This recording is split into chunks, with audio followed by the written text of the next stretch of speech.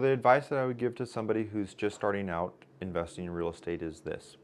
And this comes from people who I've worked with who have just bought their first triplex to people who have bought 65 units, right? And they've been doing this for 30 years. You just start somewhere, right? And how you start is you talk to a lender and see what kind of property you can afford. Once you find out what kind of property you can afford, then you know which category you're looking in. And it could be you're looking for your first duplex and you want to live in one of them. That's how one of the investors that I know started. He bought a duplex, he lived in one of them, now he's got 65 units. So you got to start somewhere. So the first thing is, before you even do anything, you go and talk to a lender. You just figure out how you're going to buy that asset, right? Once you do that, you really need to get up to speed when it comes to actually working on it, right? So you're going to have a lot of chances to work on the project yourself. And that I see these investors who have big portfolios, they're out there actually swinging the hammers, painting themselves, because they really get an intimate feel for their product and what they're providing for customers.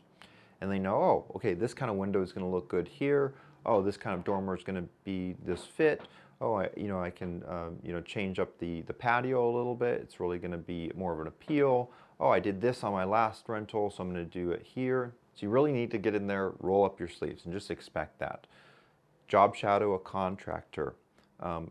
Get comfortable with the contractor. That's going to be your best friend because you're only going to be able to do so much percentage of it unless you're a contractor yourself. So get with the general contractor, develop those friendships, develop those connections, pick their brain, add value to them, go work for free. Once you've talked to a lender, once you've established those connections for contractors and people who would actually work on things, because your first investment's not going to just be a turnkey, immaculate luxury apartment that you're going to rent out. You got to start somewhere. So once you have that, the lending and the contractor, then you literally need to just go look at properties. You need to drive by properties. You need to get an idea of what areas are good, what areas aren't so good, or what people did to properties to make them look nicer. What are some tips and tricks? What appeals to you? Really get an eye for pretending like you already own the asset and understanding, what does my customer, the renter, want?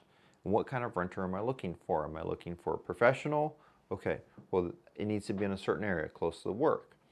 Or am I looking for a family? Well, maybe it's going to be more of a house and close to a school. Understand what your client wants, what your customer wants, the renter, and fit that to them. Once that's out of the way, it's as simple as writing offers and going through your due diligence. There's nothing too complex about it. You find out what you can afford. You get an eye of what looks good and what doesn't and where good locations are. You've got a great connection to a contractor.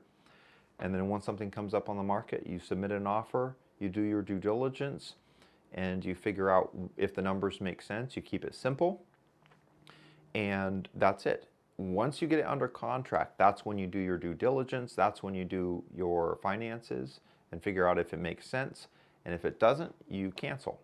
It's as simple as that. Too often people are afraid of taking that first step and submitting an offer, that they live in this zone of constant education.